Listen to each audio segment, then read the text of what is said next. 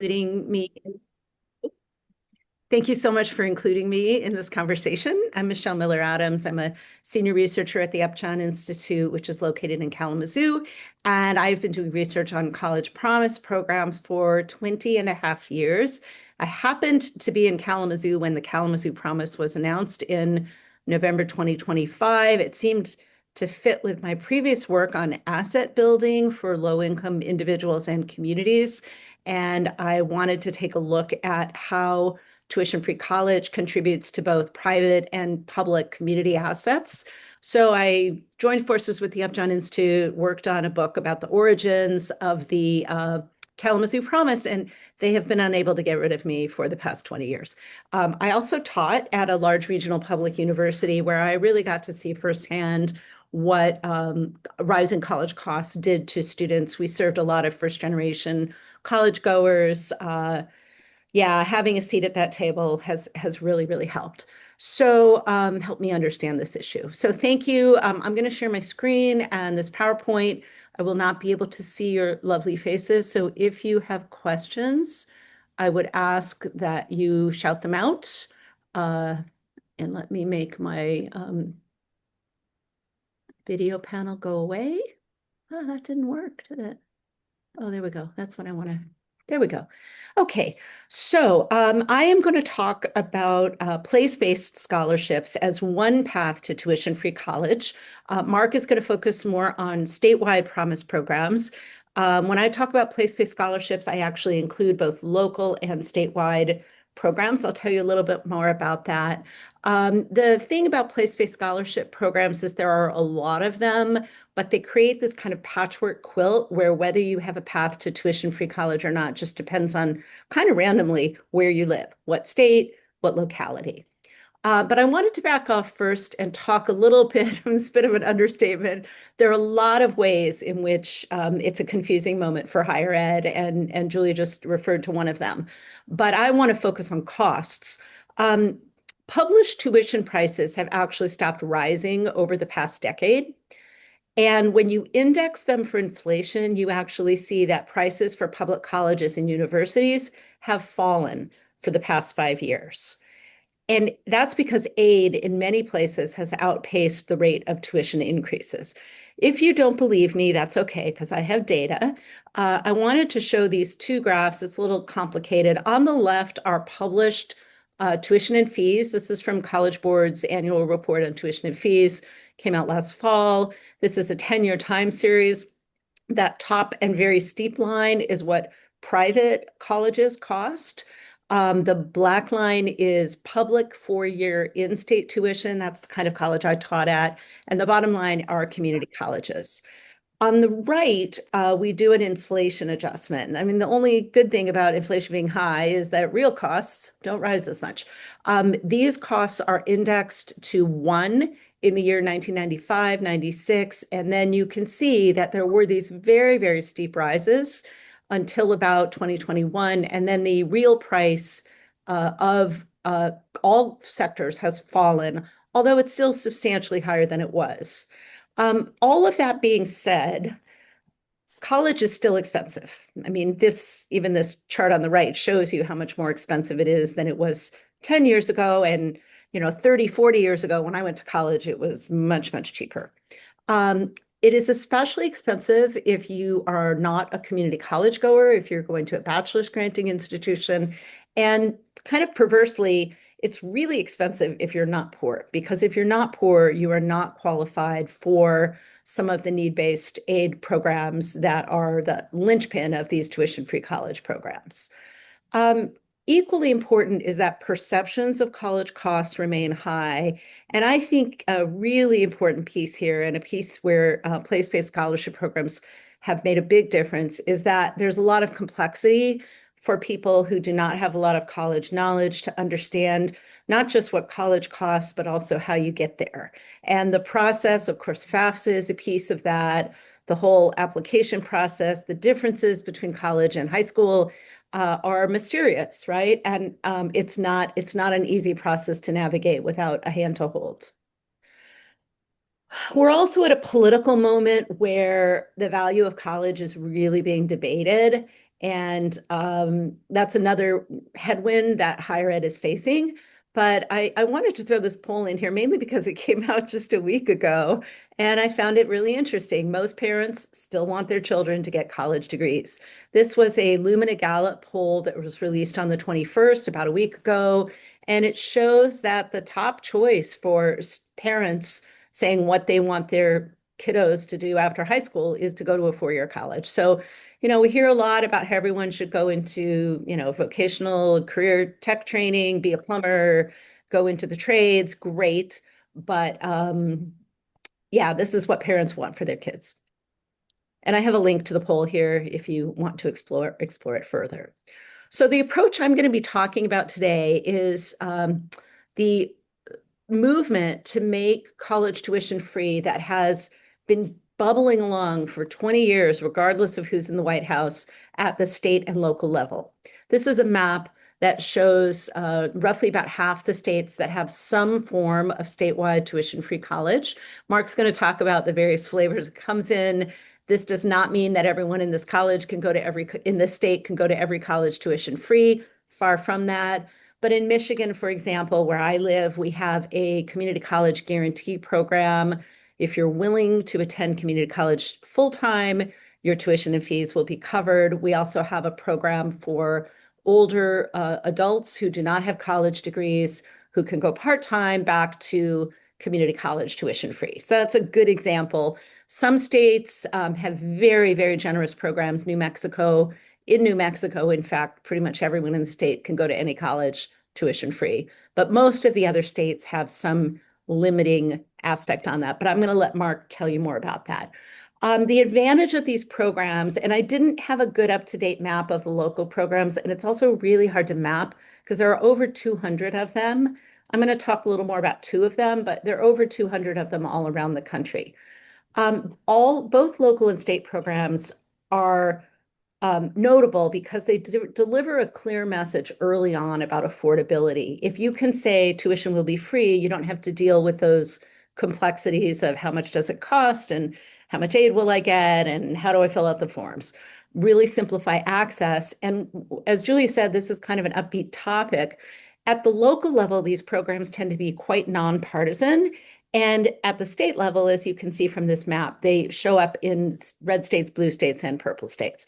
And I've got to say, over the last 10 years or so, it's been really gratifying to work on something that is kind of set apart from the political conflicts that seem to plague pretty much most of the issues. So just a little bit of introductory information. What is a place-based scholarship? It's geographically bounded. That's kind of the key idea, perhaps at the state, perhaps regional, perhaps local level, perhaps around a community college district, a school district, a county. Within that boundary, it extends benefits broadly to the population. So this is not a scholarship like we have 20 of them and you must write an essay and apply. This is kind of an automatic, however many of you fit our criteria, we will have scholarship money for you. So that's really important. The goals, and Mark's going to talk, I will talk a little bit as well. That doesn't mean there are no criteria for getting it, but we'll come back to that. To me, this is the really important point, that these programs have both a kind of a private benefit. They make it cheaper and more predictable to go to college, but they have this kind of public face, this social good, where the goals include not just simplifying and expanding college access, but also transforming local statewide systems. So that might be school districts, communities, a state's workforce. They're long-term programs. They're not one-offs like, hey, this year we'll have a scholarship, next year we might not. Sometimes they do end, which is something we can talk about. And this is the population of programs that are often called promise programs. So place-based scholarship promise programs are synonymous. Promise is used all over the place for all kinds of stuff, which is why I really wanted to start with the more technical term. So my book already got a shout out, but I wrote this book about 5 years ago because I had been watching the Promise movement up close and saw a lot of good program design, but also a lot of mixed up and confused and misguided program design. So it sounds kind of nerdy, but I did want to write a book about how to design a good promise program. And the most, I think, important thing I did in this book was try to disentangle the variety of reasons why these promise programs have been created. And one of them, which I think you'll all be quite familiar with, is the idea of making college more affordable. But another idea is more of an equity argument to close gaps in college access for groups that have been historically excluded from higher education. And a third rationale is to create a better trained, more highly credentialed workforce for the local or state economy. If you want to read more about it, you can access my book here. And I talk about these three rationales and how you design for these three reasons. And then I offer a lot of examples of programs that do take one or the other of these. If you ask a stakeholder group which of these they want to do, they will almost always say, we want to do all three of these things. But it's much better to know what your priorities are and what your locality's critical need is when you're going about developing a promise program. So I have a really cute little 90-second video on this, which I won't show you, but I will maybe pop the link in the chat when we're done. But there are basically three big design decisions, which we call the big three, when you're designing a promise program. The first is which students are eligible for the program. Sometimes promise programs opt to put high school GPA floors in. Sometimes there are need-based components, although generally this is not a need-based movement, the promise movement. Let me just actually say a word about that. So how do these programs direct their benefits to lower income students if they don't have a need requirement? They do that by generally focusing on low-income school districts. So if you make a universal scholarship promise to a school district or a community that has a high percentage of poor students, you will be targeting your aid. And also, many of them focus on community college. And the reality is that community colleges are the institutions that serve most low-income students. You can debate all of these things. Is that a good thing? Is it a bad thing? Are we encouraging undermatching? We can answer questions about that. The second big decision is which institutions these students can attend with this place-based scholarship. And here you literally have every option in the book. Many of these programs limit attendance to one local community college. Some of these programs allow students to attend any accredited institution anywhere in the US. Often institutions are limited at the state level and usually to public institutions at the state level, but there are some exceptions there.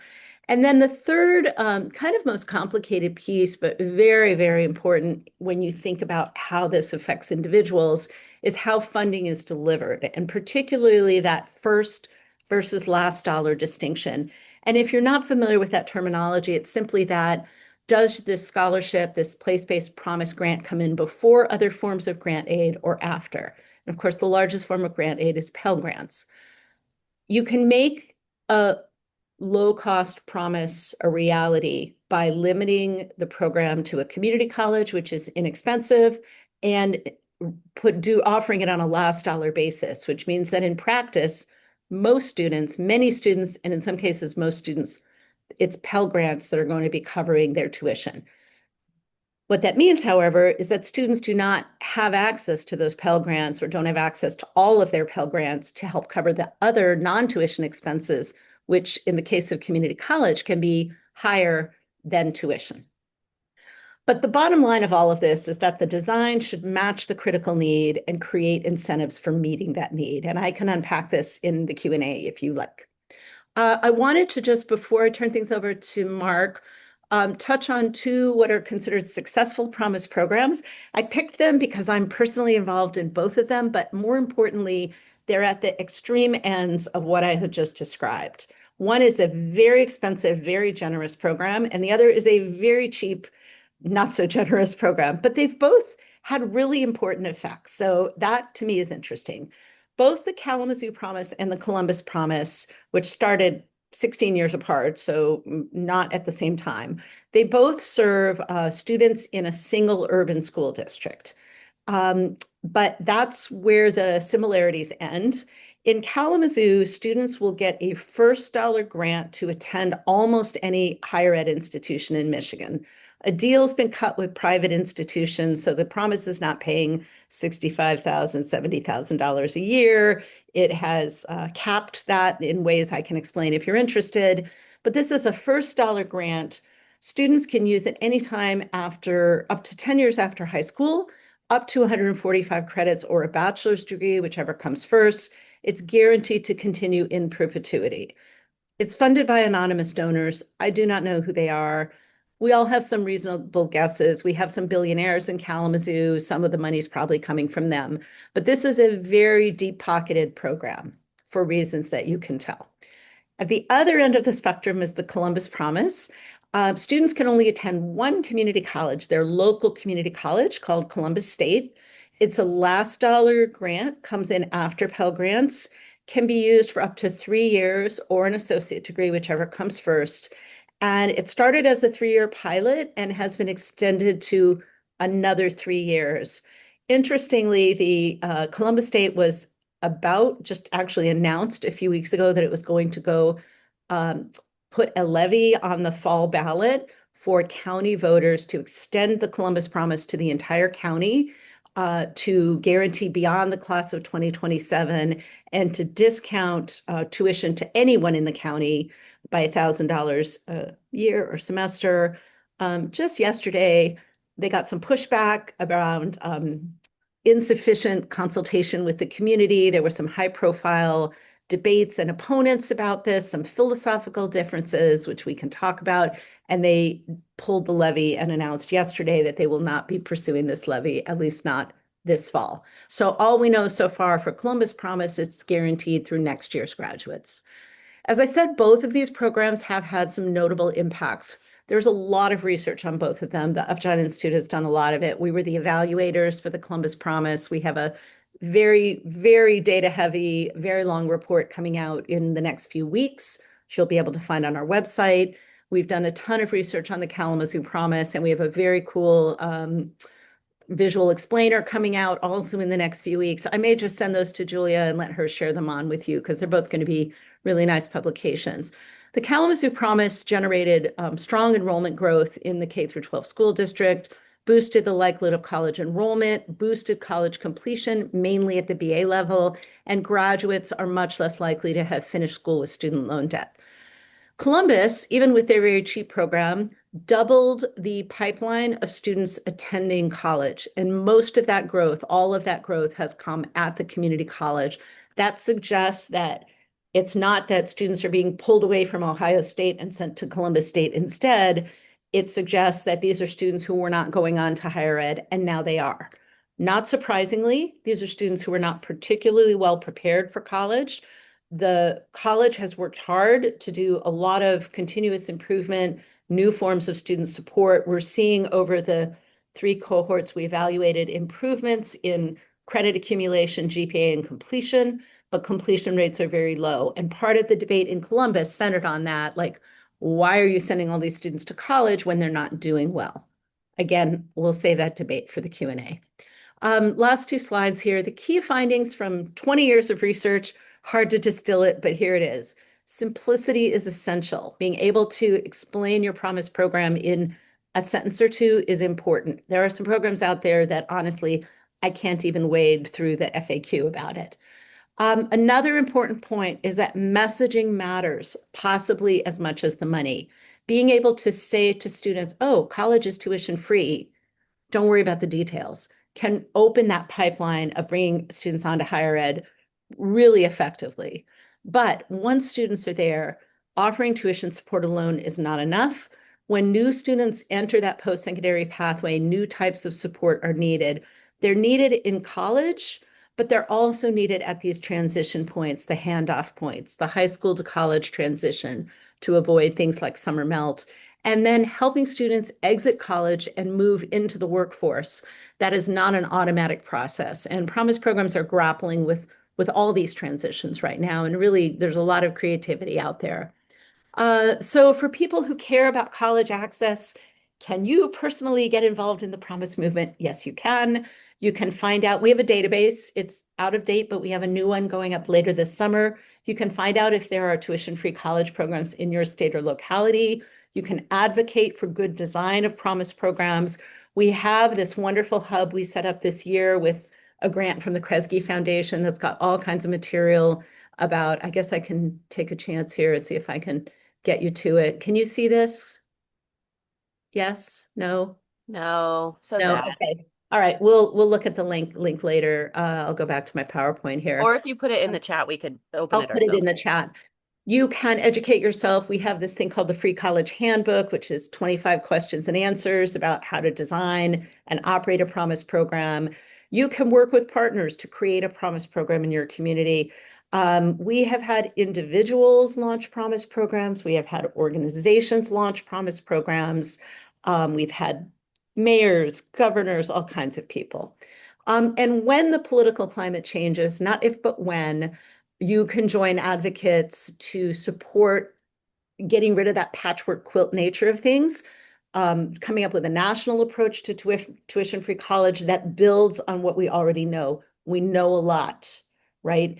The most likely contours of that, I think Mark will have more to say about this. This is what the Biden Build Back Better plan was. It was a state and federal partnership. It focused on community colleges, and it was a first dollar program, which would have had really profound equity impacts. The problem we have with having a single national program is that we actually have 50 different systems of higher education in the US. So it's really hard to come up with kind of a one size fits all solution. So with that, I'm going to hand things off to Mark and we'll come back for some questions. Thank you, Michelle. I'm gonna vamp as I try to share my screen. Give me just a second. There we go. Share. Yep, Can you all see? we can see it. We Thank can you. start to see. The question is it going to be? I have two monitors. Are you seeing a presenter view or are you seeing a? We're seeing, there we go. Now, Yep. now we're seeing your next slide. You're okay. All right. Let me actually do something real quick. Display settings. There we go. Now is it like a slideshow? Yes. Great. Thank you. And I selfishly, I was really excited for Michelle to go first. One, because, um, just hearing a little bit of a history and a present of where these programs have cropped up and where they've been successful and what we're seeing is sort of the connective tissue of a lot of promise programs and free college programs is great. But it also gives me hope as someone who spends most of my day thinking and looking at federal policy.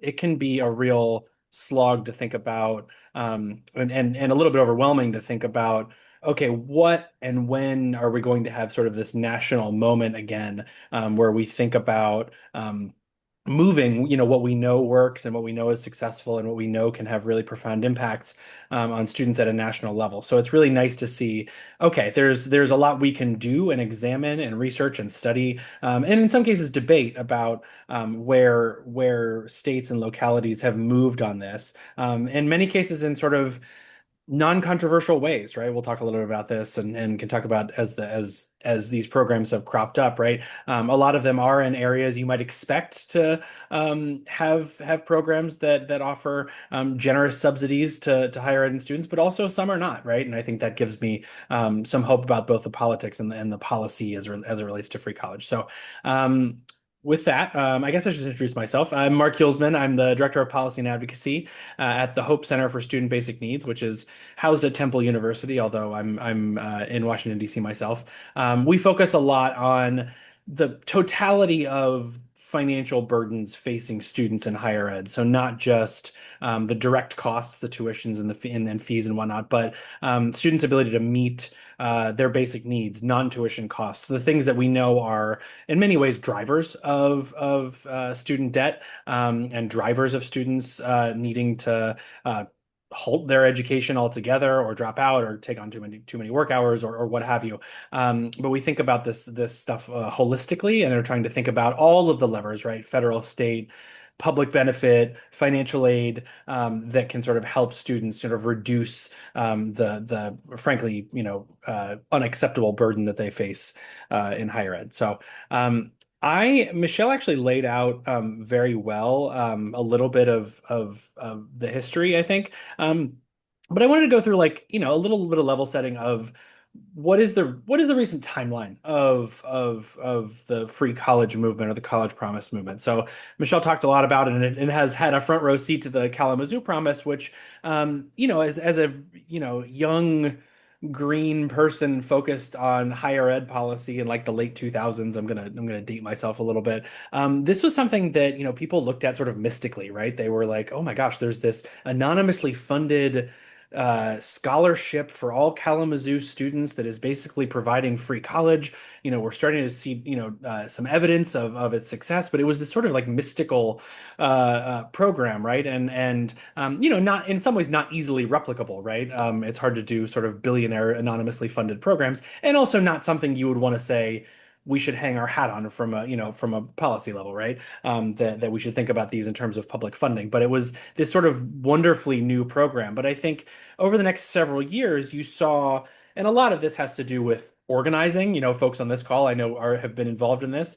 It had to do with the reality and facts on the ground of rising student debt and what that meant to students and families. It had to do with the economy and the impact of the Great Recession and the glut of people going back to school because the workforce was no longer viable for them. But you saw sort of a reignition of free college in some ways in unexpected places. The Tennessee Promise under a GOP governor was one of the first states, I guess the first state to sort of recommit to a version of free community college in the sort of aftermath of the Great Recession that was based on some local programs that had existed in Shelby County in Tennessee. But then you started to see sort of national attention come on board. There was support from the Obama administration for a federal state partnership for free community college. Obviously, Senator Sanders' continuous leadership on an expansion of that, a college for all program that would provide tuition-free college for 2 and 4 year institutions. The idea of kind of debt-free college, making it so college should be accessible without taking on loans, kind of becomes this mainstream idea again in sort of 2015, 2016 political cycles, right? Then as states and advocates and cities were trying to figure out how to deal with what was not a governing moment, right? After the 2016 election, you saw a real explosion in state and local promise programs that Michelle's talking about, right? And there's many different flavors of them, and she's talked a lot about how they've been, distinguished from each other and what the different rules are. I'll get into that in a second. But you really saw this, this movement, among many states, and particularly in the sort of latter part of the 2010s. Michelle mentioned this, but then after the 2020 election, there's this moment where there's federal proposals that kind of merge together, right? There's a governing moment to do sort of larger things. This is the post-pandemic, American Rescue Plan era, right? Where the sort of Build Back Better era, where there are the sort of big ideas on the table. And one of them was a state federal partnership for free community college, first dollar free community college.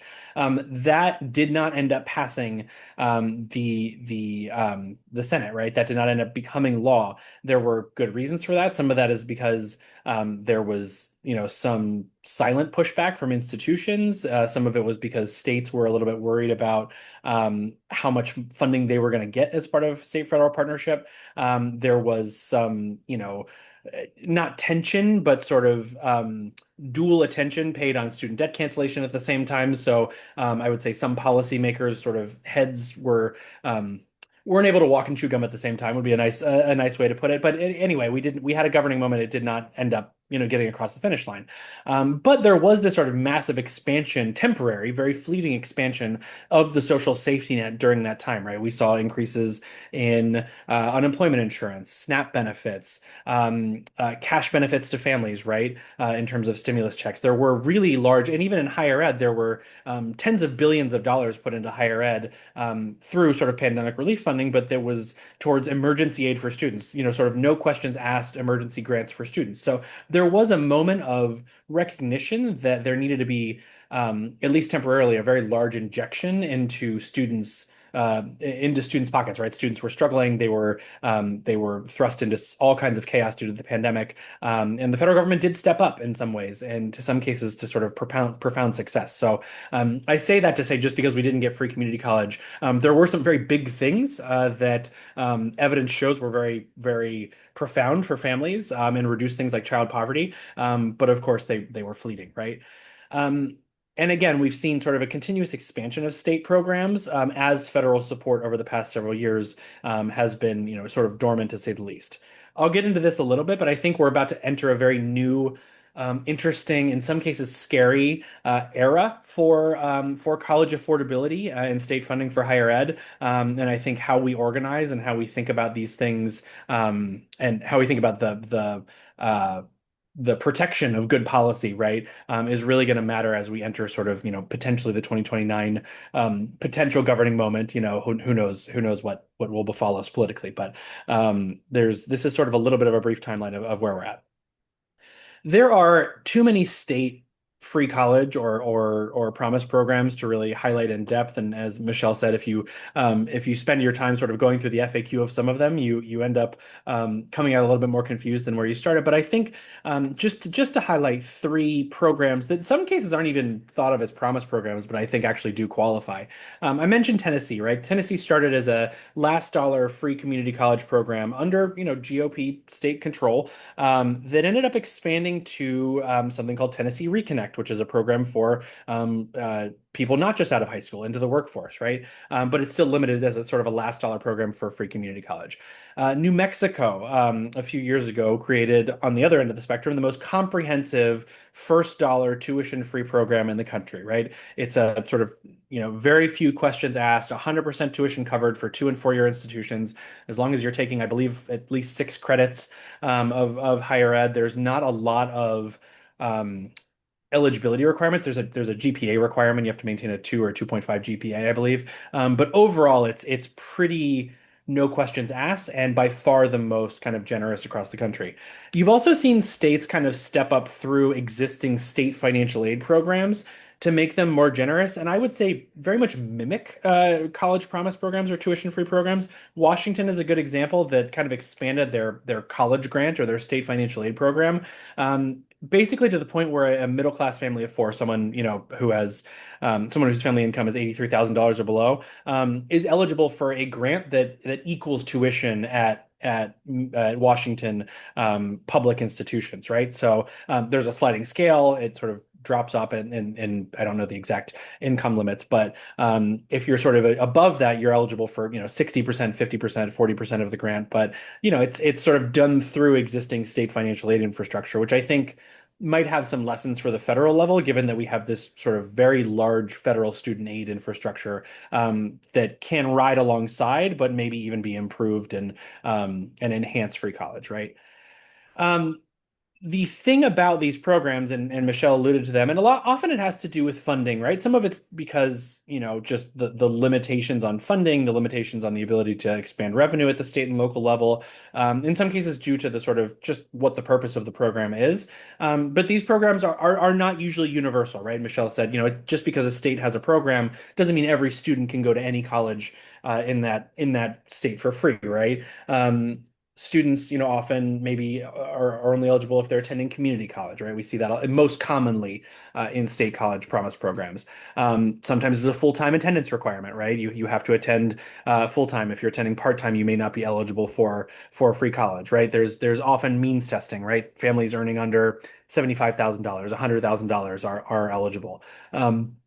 Age or sort of connection to recent how recently you've graduated high school in some cases is an eligibility requirement for these programs. There's some GPA requirements. Sometimes states or localities have said, hey, we're only going to offer this for students in certain fields or programs, right? The sort of STEM obsession over the past 2 decades has sort of, been injected into some of these programs, right? I have some some real thoughts on that as well. But some state policymakers have said, hey, we're seeing these workforce shortages in these areas. Look, we're going to say that as an incentive, if you go into this high need field, we'll make it free for you, right? And then there's some in New York, the Excelsior Scholarship, which was put into place, I want to say in 2017. I think there's a few other programs like this, but you only get the benefit if you commit to staying in state or in the area after school if you're eligible, which is, kind of hard to enforce in many ways, but tries to incentivize sort of that place-bound, uh, you know, uh, ethos of a lot of these programs. So they can come in different flavors, right? I think that's as we're talking about it. And again, I can't stress enough, and I want to point to Michelle's presentation. Just because a free college or a college promise program has restrictions doesn't necessarily make it a bad program, right? I come from, a mindset that universalism is usually good, that simplicity is by far preferable to administrative burden, that there's all kinds of reasons we want to make things as universal as possible, both for sort of the policy impact, but also the political durability of these things. But when we judge sort of individual programs, whether it's at a college, at a state, at a locality, we probably have to take a little bit of a different approach given the limitations, right? I think we can maybe dream bigger at the federal level, which I'll get into in a second. But I think the power of these programs has been really impressive, regardless of how sort of generous they are, right? And I think that again is a real feather in the cap of this movement, right? That you can think of these things, even if it's sort of limited, as a really, really profound program for students and families. So that's where my sort of like Pollyanna-ish attitude kind of stops. But I don't want to be too negative. But I think one of the things that I focus and sort of keeps me focus on and keeps me up at night is we are about to enter and are in some ways are already entering a really different era of state funding for higher ed, and that is due to there are many names for this. The One Big Beautiful Bill Act is its official name, or HR1, last year. People have different nicknames for it that I will leave up to you in in polite company. But this law, in service of, essentially just in service of massive tax cuts for wealthy families and corporations, did incredibly large, I would say, damage to many safety net programs, and in particular, higher education funding in sort of direct and indirect ways. I won't belabor this, but in many safety net programs, particularly SNAP and Medicaid, there are now, which are federal state partnerships, which are programs that are federally funded, state administered. There are now, starting this year and next year, unless they are delayed by Congress, there are going to be more administrative costs, new cost sharing provisions, the elimination of states to raise revenue to fund SNAP and Medicaid benefits for their residents, where states are sort of very tight in their budgets, and they're going to have to come up with, in some cases, billions of dollars of new funding just to run the sort of existing SNAP and Medicaid programs in their states. The problem with that is obvious, right? That coming up with new funding just to feed families and have them pay for medical care is not good on its face. It's especially bad when you think about the fact that higher education and state higher education is commonly known as a balance wheel for state budgets, right? And this is kind of one of the problems in the first place. That one of the reasons that public college tuition and costs have increased so much is that states, very logically, frankly, will see sort of budget declines in certain areas or new obligations, right? And think, well, colleges can raise revenue through tuition. So we can tick up tuition a little bit here and there, and it becomes death by a thousand paper cuts. That's also not the only thing they do, right? They can cut programs at the state level. They can rely on wealthier students or out-of-state students, which impacts access, and certainly equity. But often, sort of, there's a direct line between state budget troubles and either tuition increases or cuts to public higher ed, right? Neither of them are good. If you look at sort of the impact of these new cost sharing if you just look at SNAP, right, the new cost sharing provisions in SNAP, in 16 states, the new cost share is going to be equivalent of over 10% of annual higher education funding. And just to put that in real terms, right, that's a great recession level shock to state budgets for higher ed. So it may not all come out of higher ed. It may come out of K-12. It may come out of infrastructure funding. None of that is good, right? But it's certainly going to have an impact on states' ability to run programs that I think are very successful and sort of enhance workforce outcomes and equity and all kinds of outcomes that we want.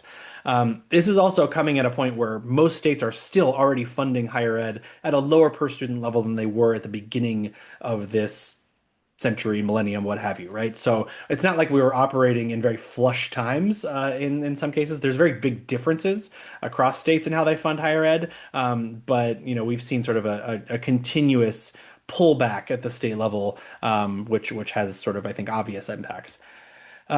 At the same time, there are major changes and cuts to federal financial aid and the ability to finance higher ed. So we have sort of a system, and there's 50 different state systems, and there's a private system of higher ed, and there's a for-profit system of higher ed that's funded very differently in how institutions are funded and how costs are calculated and raised, right? But we also have a voucher system at the federal level that allows students to hopefully make up some of those costs through Pell Grants and in some cases, federal student loans, right? Federal student loans are thought of as an access program.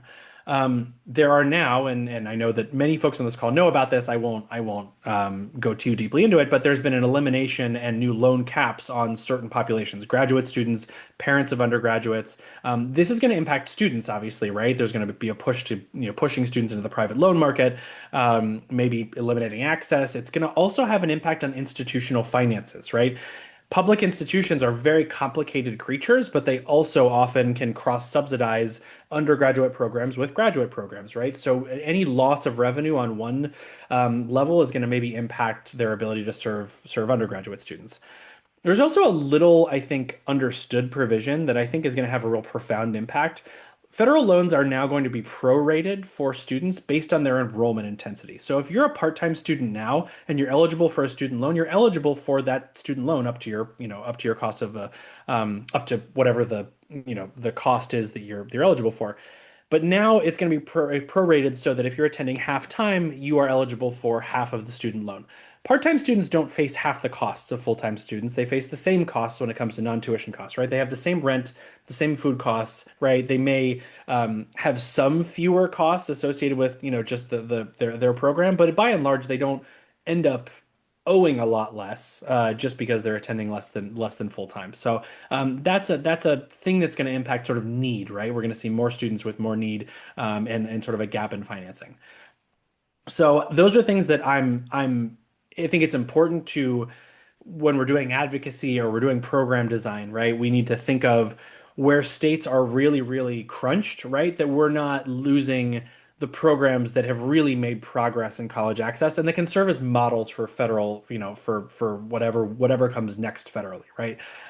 So, having things on the table like other revenue raisers, cuts to programs that that don't benefit anyone or only benefit wealthy households, right? I think that's something we need to think about in terms of a menu at the state level and sometimes local level. But in terms of some big questions about what comes next in either state level free college programs or I think in whatever the national moment looks like, right? If we are going to do this at the federal level and national level, right? What really is the right role of states in funding and the design of tuition and debt-free college, right? How much flexibility and where should, what should be the purposes of free college at the state level, right? Are we talking about the same purposes, right? Eliminating debt, improving equity, improving sort of workforce outcomes, building workforce, a stronger workforce in certain areas, right? Each state is going to have a little bit of a different answer to that, but I would say that, the federal government or the national sort of a national movement weighing in on the primary purposes is really important, right? And making sure that the funding backs that up is going to be really important and a big part of this debate. How we address how different states are in how they fund higher ed, right? If you look at state per student funding of higher ed, California or Washington or other states looks very different than Vermont or New Hampshire, which have, frankly, very terrible per student levels of higher ed funding, right? You've seen some states, Pennsylvania is one of them, which used to be very good, but has pulled back remarkably in per student funding of higher ed. Do we reward states that have done a great job of investing in students, or do we try to lift the ones who have been bad, right? I think those are real policy questions that came to a head during Build Back Better, right? You had senators from certain states saying, "Hey, my state has done a pretty good job here. Why are we getting less than certain other states, or why are we not getting more or a reward?" Those are questions I think somewhat political that we also have to answer and think about.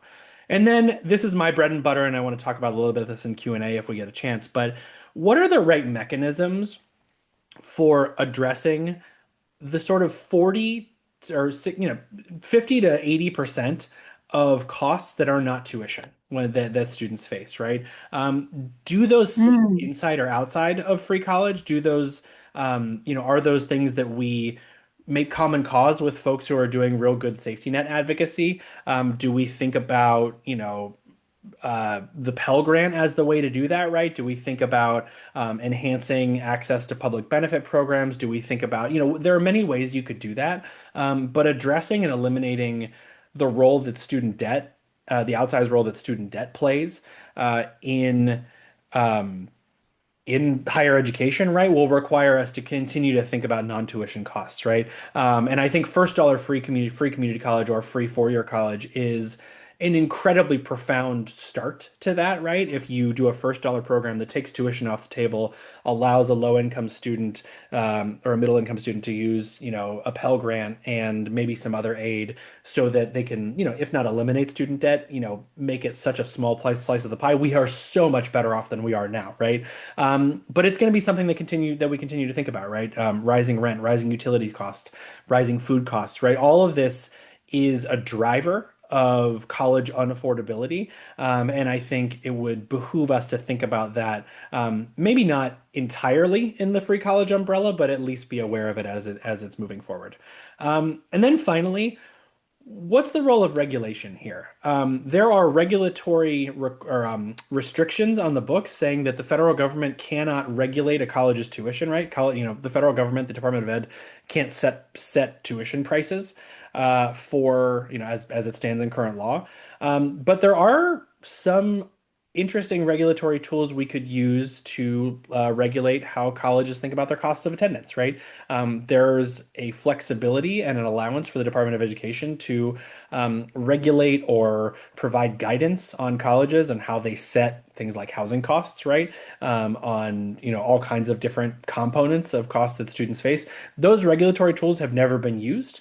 I don't know that we'd want them to be used by this current administration, but there are some ways we would think about non-legislative vehicles to at least complement something like free college, right? So those are some big questions that I think about. I do not have answers very clearly to all of them, but it's something that as we move forward in this conversation sort of nationally, we're we're probably going to have to grapple with at some point or another. So I think that's it for my slides. Sorry for the grab bag of things, but figured I'd pose more questions than answers. Thank you guys so much. I agree with the chat that this has been a very interesting conversation. And there's a lot of stuff you guys said that I didn't know that I want to dig in on. Kind of like what Thomas just said in the chat. Wait, there are laws that prevent the government from price control on tuition. Mark, what is that law? I had the same question. It's in the Higher Education Act. Let me find the exact uh, I should know it off the top of my head, but it restricts there are restrictions on how the federal government can the department doesn't have statutory authority to regulate, tuition or program costs, right, in the Higher Education Act, but the FAFSA Simplification Act of 2021 did remove the prohibition on sort of non-tuition costs of attendance, right? So, it made some changes to the FAFSA, right? It made changes to simplified it. There was a whole rollout of this, but it did also, sort of to simplify financial aid. But it also did allow the secretary to potentially regulate on other pieces of the cost of attendance, right? So again, and I don't know that it would be up to courts to decide whether or not that could, like, a Department of Ed could say, colleges have to make housing free for students, right? That's an example. But it did remove the prohibition to provide regulation and guidance on other pieces of costs. And states do attempt to regulate the rise in tuition costs by basically saying, your tuition increases every year must be held under, in Michigan right now, it's usually around 3%, unless you want to forfeit state aid. So that's pretty effective. Yeah, I remember big conversations during COVID about maintenance of effort rules, which I have never. Is that what this is, Michelle, that you're referring to, basically?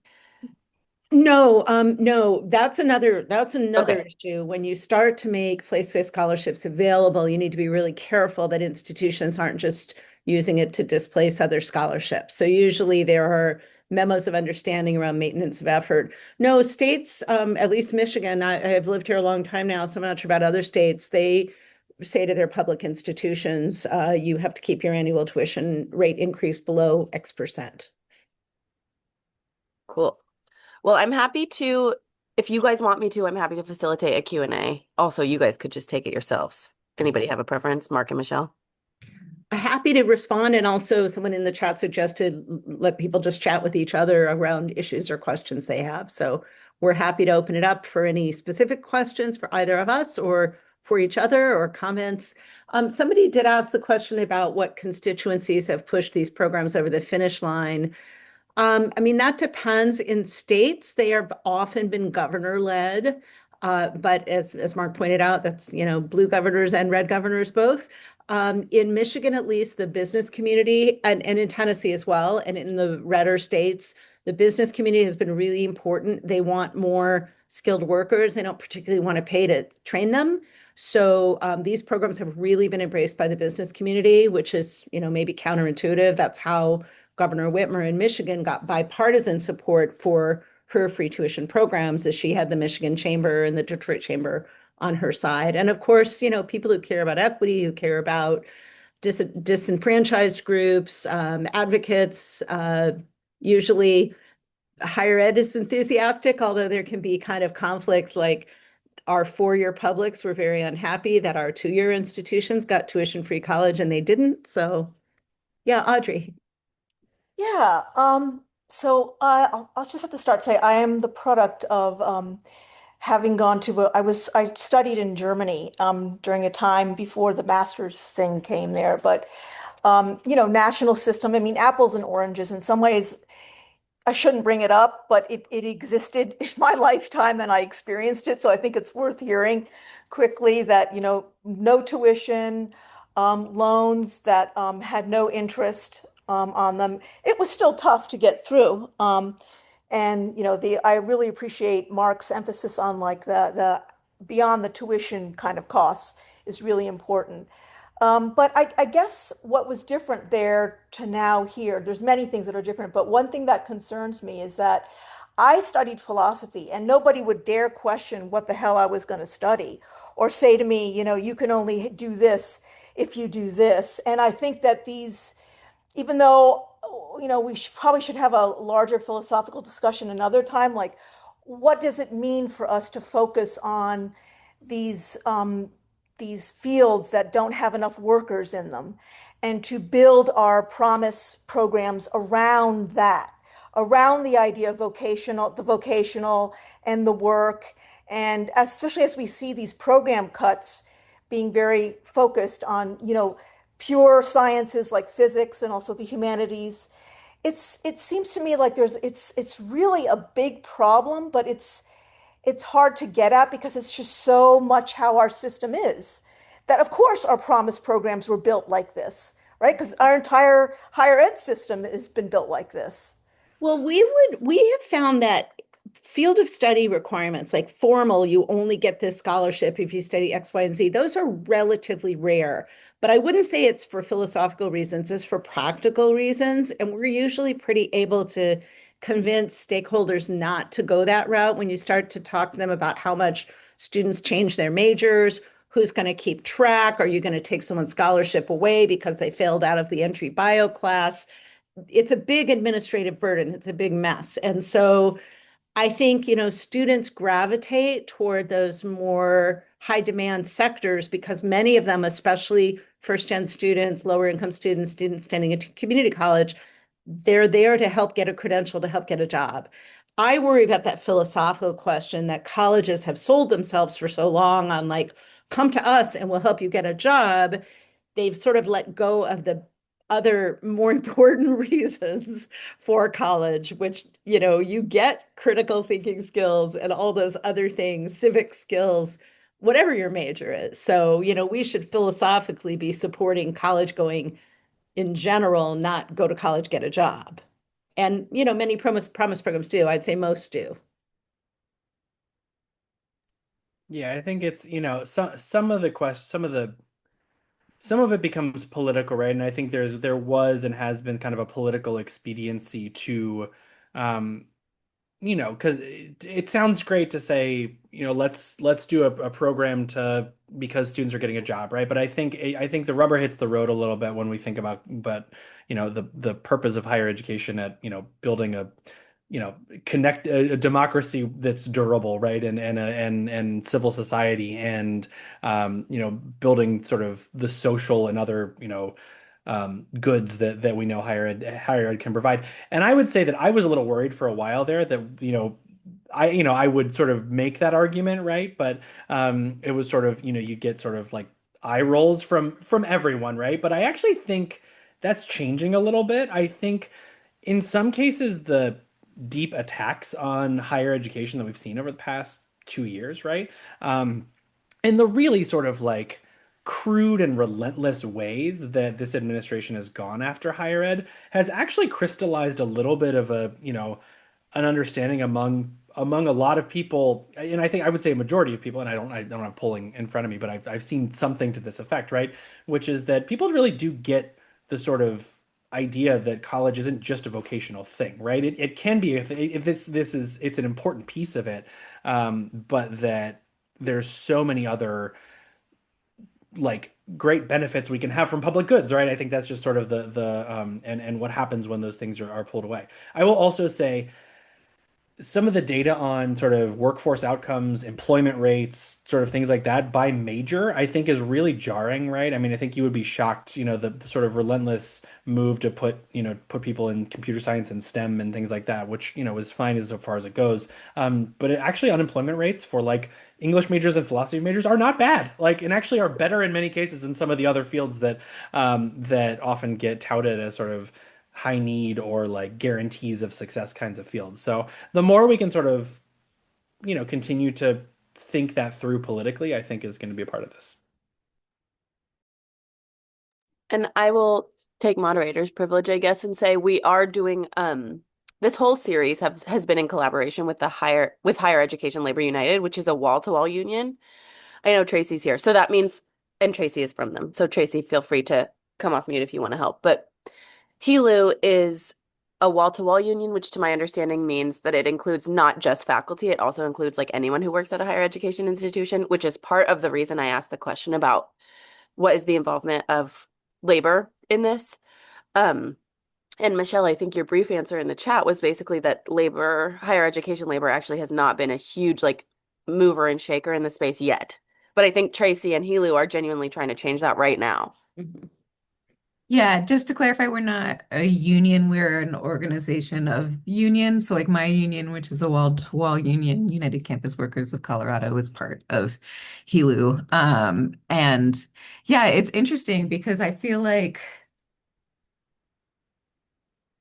a lot of the unions in our organization are very like behind college for all and free college. And then we also have the tension of when we're organizing for college for all, when we're organizing for free college, are we prioritizing the students' needs over workers' needs? And so that tension can come up as well. But I think there are a lot of people who understand that they're not separate, and that like workers in universities have debt that is because of them going to school, and like we are the same people who were once students, and we need to be working on this. as an issue for workers, not just like we should not consider it just an issue about students. If that makes sense. I don't know. Yeah. Yeah, I was just curious from Michelle and Mark, like like, do you have any examples across the country where unions have been a big part of the discussions? And if so, which are the examples? Yeah, I can give you two examples. We worked recently with the AUP chapter at Connecticut State Universities that was trying and succeeded in a small way, but they had a tuition-free community college program in Connecticut. They do, but they were uh, engaged in a political process to get those benefits extended to four-year students when those students would transfer over to the Connecticut State Universities. And they were successful in getting a modest pot of funding to make that happen. So that's the most direct, like the AUP was the primary stakeholder in making that new program happen. We've also been in touch with SEIU there were some workers in Florida that were interested in launching a Promise program. That kind of fizzled out. But yeah, those are the two examples that come to mind most with like direct involvement in creating a program. I don't know that unions haven't been involved, maybe because they haven't really been asked in the same way that the business community has been to come to the table. And they should be, because you're trying to craft this broad alliance. It is sad I mean, what happened in Michigan, like if the 4 years could have been patient, if you get a big flow of students coming through the community colleges, roughly a third of those students are going to wind up at the 4-year institutions. But instead, I mean, Michigan is extremely decentralized, and that makes these kind of distributional battles even tougher. So, yeah. Yeah, I would say, nationally, sort of, in terms of sort of federal advocacy, I would say that, um, not in sort of the creation or getting things across the finish line, but, AFT, AAP, SEIU, I think have been certainly supportive of things like tuition free, debt free college, college for all, things like that. So it's very simpatico, right? I think and I would say that particularly during like the Build Back Better fight, one of the issues I think it can be a blessing or a curse a little bit to have so much sort of up in the air and on the table, right? So I think that advocates that were, nominally supportive, or groups that were nominally supportive, were also very focused on other pieces of, sort of the reconciliation bill. This also happens when there are major cuts on the table, right? Last year we saw during, OBBA, HR1, whatever we're calling it.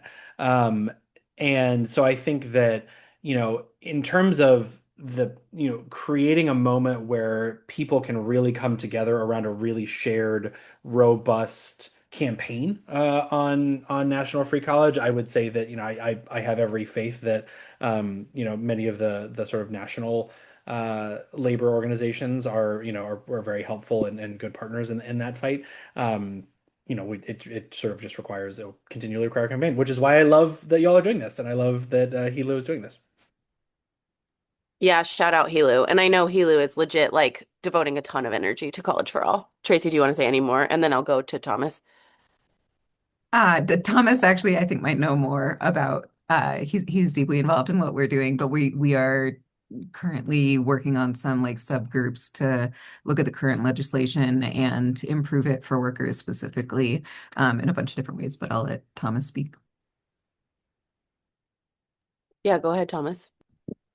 Well, thank you all. I really enjoyed this conversation. I think more and more, I just want to become a policy nerd. And so I've got two questions. Well, I've got a million questions, but I'm going to limit myself to two. One is, Professor Miller Adams, I'm ashamed I did not know your book existed. It's gone to the top of my to read list.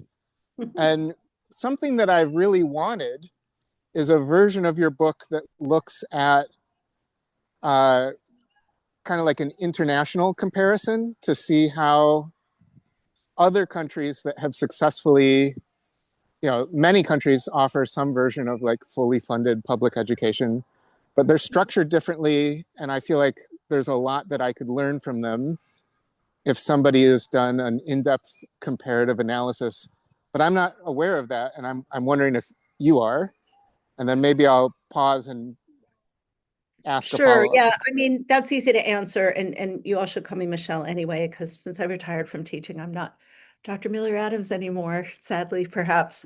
There is not an analogous book, but there is a fair amount of, there's some policy papers, there's some Brookings, chalkboard papers that look at European systems, Chilean, Latin American systems. I mean, the short story is, and this was said earlier, that the systems are quite different, right? So they don't have the 50 state problem that we have, for one thing. And historically, the trade-off has been that college has been free in these places, but it has been far more selective. So the US is expensive, but it is also democratic, little d, in that, everyone can pretty much enter some kind of higher ed. It might not be good quality. It might leave you with student loan debt. It might not get you a degree, but you can get there. And I think that's changing a little bit. The European systems have become less generous, but also perhaps a little bit less selective. So you can poke around and put together a bibliography of like readable pieces, but nobody has done a book on it. And that is a great topic, though. And then I was reading one of Ron Lieber's books, and it included a factoid or a study or a statistic that has just been bothering me. It really bothers me. I don't like it, but I think that there might be part of it that is true that I need to like somehow negotiate with. And the study he found was that children who had parents that were wealthy enough to send them to school without them taking on any student debt or without them contributing at all to the cost of their own education were more likely to skip classes. They were, like, they didn't take their studies as seriously. And the takeaway from this study was that students need skin in the game. And I hate that idea. I don't know that they broke it out to like students who got a full scholarship. But I think about my own experience, and like I was terrified by my student debt from day one. And that terror motivated me. It was a terrible way to motivate someone. Like my nervous system is permanently shot. But I am wondering of a comparison between these various promise programs and something like the California Master Plan, where I wonder if that struck a nice balance between zero tuition but a nominal fee. So like everyone's psychologically paying something, even if it's so modest you can work a part-time job in the summer to cover it. And I'm wondering if there's some kind of like psychological maneuver we need to build into College for All to I have a address video that. for you. I just put it in the chat. It's from our little free college handbook series of videos, and it's actually called Skin in the Game. So it's perfect. It's called Does Free College Keep Students from Having Skin in the Game? And it basically argues, you can watch it, it's only 90 seconds, that there are so many other college costs that even if you make tuition free, the opportunity costs, the non-tuition costs of going to college are really high. So I think we can kind of dispense with that.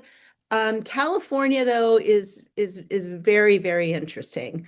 I write in my book, I have an early chapter on the history of what essentially was tuition-free college in California. And even when I went to the University of California in the mid-70s, it was absurdly cheap. When my parents went in the 50s, it was basically free. So, there are a lot of things that put an end to that. I wrote about them. I do think in a place like Michigan, which is hyper decentralized, I long for a master plan, because what happens in Michigan, we have an overbuilt higher ed system. There's no system, pardon me, I can't use the word system. Every institution for themselves, community colleges, four-year colleges, flagship colleges, they all have their own boards, they set their own tuition, they lobby the legislature. It is a terrible way to run a higher ed system. And now that demographically the student body is shrinking, there's just like a brutal struggle among institutions to stay alive, to get student bodies. They get that through lowering admission standards, without providing sufficient support. They get that from building fancier dorms. It's brutal. So I do think some kind of like centralized management of higher ed, some sort of allocation mechanism is beneficial. I'll say I want to sort of also focus on, part of this is sort of a maybe a retort to the skin in the game piece of it. I would say, I mean, obviously, I second Michelle's point that like there are so many other financial and other burdens facing students, even if they have tuition taken care of, that they do have skin in the game, right? I think that the idea that students don't, there's very few students who have zero skin in the game, and I don't even know if you can compare, those students to the modal experience, right? I would also say to flip it on its head a little bit, we also know that the students who are least likely to skip class, who are more likely to be engaged in their studies, who are more likely to get to the finish line, are students who have robust student support services around them, right? So if you look at programs like ASAP programs, like CUNY and other places have what are called ASAP programs. In some cases, you could think of those as like a tuition-free program because some do, sort of take care of tuition, but they also provide, some transportation support, right? They would provide wraparound advising for students, right?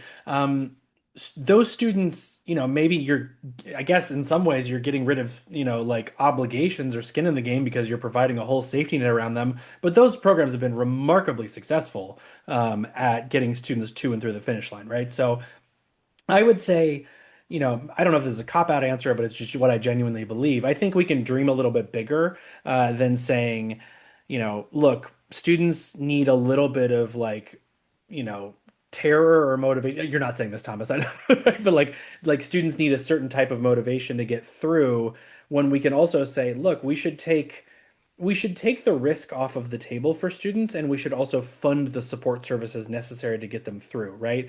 I don't think free college, and I think you've seen some, conservative governance of higher ed in some cases say like we're going to freeze tuition, but we're also going to cut higher ed at the same time. I don't think anyone wants that, right? I think we want to have a robustly funded, system that makes sense that provides all of the services that students need in addition to, taking the sort of biggest thing off the table, which is the cost.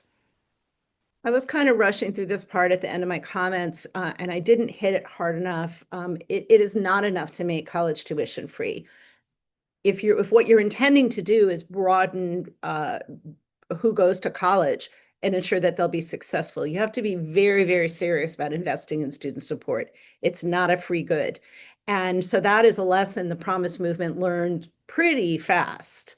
Like we got a bunch of students to come. Now what are we going to do? And yes, absolutely. Before in high school, we see graduating seniors who are about to go to some amazing tuition-free college program. They don't know what a college credit is. They don't know how many credits are in a class. They don't know how many classes they're taking. They don't know where to get help on campus. Those things all have to get pushed down earlier and earlier. I'll give you just an example, though. This ASAP is an amazing program. It's expensive. It's intensive. A lot of promise programs have been trying to figure out how to replicate those supports a little more cheaply. And this Columbus program, one reason they're getting better results cohort to cohort is they've really ramped up what they call their sort of holistic advising, and they've done very simple, seemingly simple things. So a lot of students were struggling with those gateway English and math courses. So what they did is they created dedicated sections of those courses for incoming Columbus Promise students, and they located dedicated tutors in the classroom with the students. So they didn't have to go to a tutoring center. They just had a tutor in the class with them. And they've had really, really good results from that. So that's kind of a low-tech solution of bringing the support to the students. One of the critiques I have about support systems, including at the institution where I taught, is there are a ton of them, but they're offered on this sort of buffet style. We have all this great stuff: writing center, tutoring center, statistics center, come and get it, career center, counseling center. Students don't go get it, even though they're paying for it. You have to push these services into students' laps and take them to where the students are. So a lot of schools are experimenting with that. Georgia State's a great example. well studied in the literature. So Yeah. stop there. Not sorry to now we're just in my nerd out moment, but I will say I think the point about, pushing the services that exist towards students is super important. We're also seeing a movement of institutions that are trying to centralize like basic needs supports for students as well, right? That there's a subset of students that are eligible for SNAP. One in every 8 students is getting health insurance through Medicaid. There's other, potential other, you know, types of benefit programs that exist outside of financial aid that like, lower the cost, right, to students and can help them meet their basic needs. The problem is like, where does that sit on campus, right? So you've seen a movement towards kind of centralizing basic needs hubs. There's a navigator that can help a student understand, okay, am I eligible for this other program? With, some pretty, really good, some really good initial sort of impacts of that kind of thing. So the point is a lot of this can sit and ride alongside free college, and I think free college enhances some of that, right? So yeah, we can, we should be able to do hard things at the same time. Okay, I'm gonna go ahead and stop the recording.